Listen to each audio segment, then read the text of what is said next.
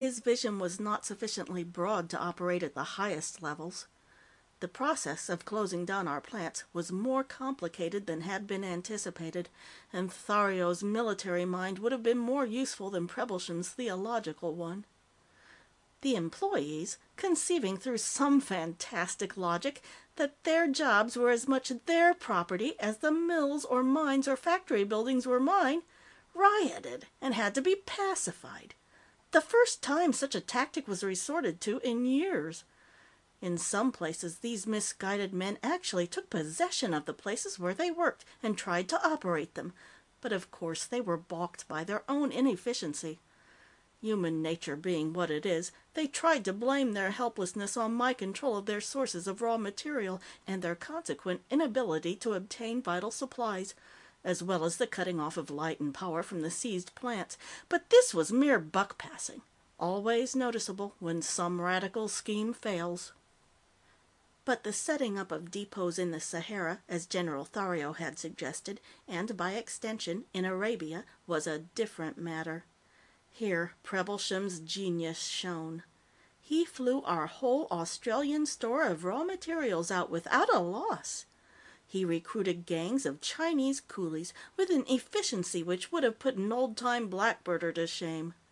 He argued, cajoled, bullied, sweated for 24 hours a day, and when in 6 months he had completed his task, we had 7 depots, 2 in Arabia and 5 in Africa, complete with 4 factories, with enough concentrates on hand to feed the world for a year, if the world had the means to pay, which it didn't, and to operate for 5.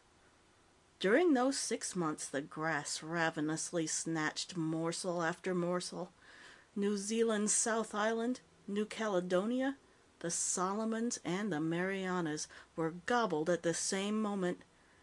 It gorged on New Guinea, and searched out the minor islands of the East Indies as a cat searches for baby field mice in a nest her paw has discovered. It took a bite of the Queensland coast just below the Great Barrier Reef. The next day it was reported near Townsville, and soon after on the Cape York Peninsula, the Australian finger pointing upwards to islands where lived little black men with woolly hair. The people of Melbourne and Sydney and Brisbane took the coming of the grass with calm anger. Preparations for removal had been made months before, and this migration was distinguished from previous ones by its order and completeness. But although they moved calmly, in accordance with clear plans, their anger was directed against all those in authority who had failed to take measures to protect their beloved land. Queensland, New South Wales, Victoria, and Tasmania went. The grass swept southward like a sickle, cutting through South Australia and biting deep with its point into Western. Although we were amply provided with raw material, considering the curtailment of our activities, Prebblesham, on the spot, could not resist buying up great herds of sheep for a penny on the pound and having them driven northward in the hope of finding somehow a means to ship them. I am sorry to say, though I'm afraid I could have predicted it, this venture was a total loss. Burlett, unfolding the Times on my breakfast plate, coughed respectfully. "If I could speak to you, at your convenience, sir." "What is it, Burlett? Lord Arper's finally come through with a higher offer?" "Not at all, sir. I consider the question of service closed as long as you find yourself quite satisfied, sir." "Quite satisfied, Burlett." "I had in mind the discussion of quite another matter, sir, not relating to domestic issues." "Very well, Burlett. Come into the library after breakfast." "Very good, sir." With a world of problems on my mind, I thought it would be wryly amusing to resolve whatever difficulties troubled my butler. Promptly after I had settled myself at my desk, and before I rang for my secretary, Burlett appeared in the doorway, his striped vest smoothed down over his rounded abdomen, every thin hair in place over the dome of his balding head. "Come in, Burlett. Sit down. What's on your mind?" "Thank you, sir." To my surprise, he accepted my invitation and seated himself opposite me. "I have been speculating, sir. Really, Burlet? Silly thing to do. Lost all your wages, I suppose, and would like an advance? You misapprehend me, sir. Not speculating on change, speculating on the grass. Oh, and did you arrive at any conclusion, Burlet? I believe I have, sir. As I understand it, scientists and statesmen are exerting their energies to fight the grass. That's right. I was beginning to be bored. Had the butler fallen prey to one of the graminophile sects like Brother Paul's, and gone through all this rigmarole merely to give me notice previous to immolating himself? And, so far, they have achieved no success. Obviously, Burlet.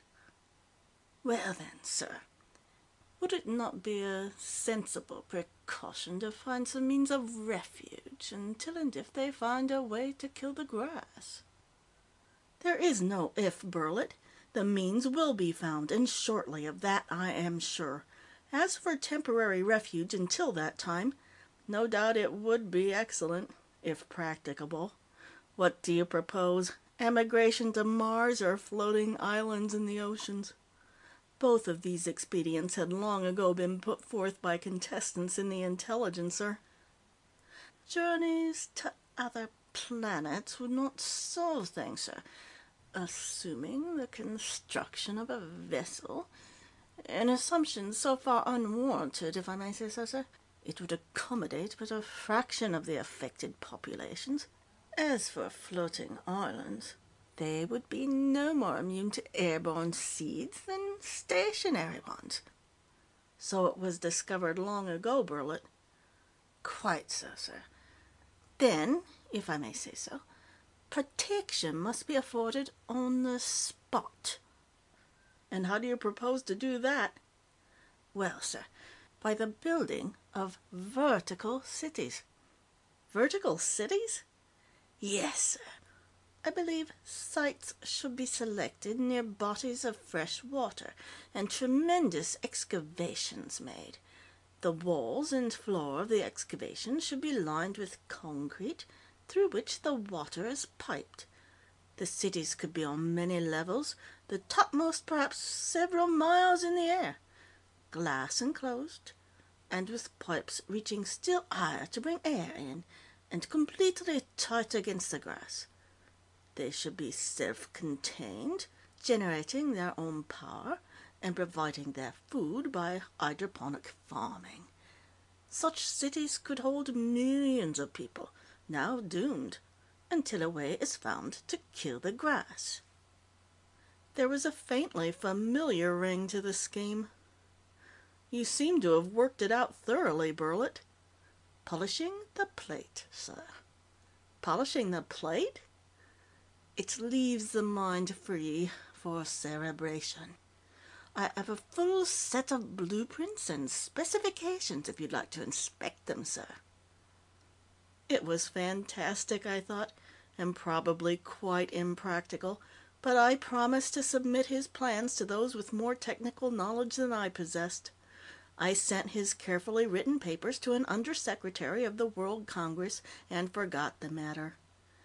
Idleness certainly led to queer occupations. Vertical cities. And who in the world had the money to erect these nightmare structures? Only Albert Wiener. That was probably why Burlet took advantage of his position to approach me with the scheme. Completely absurd. End of Chapter 5, Part E.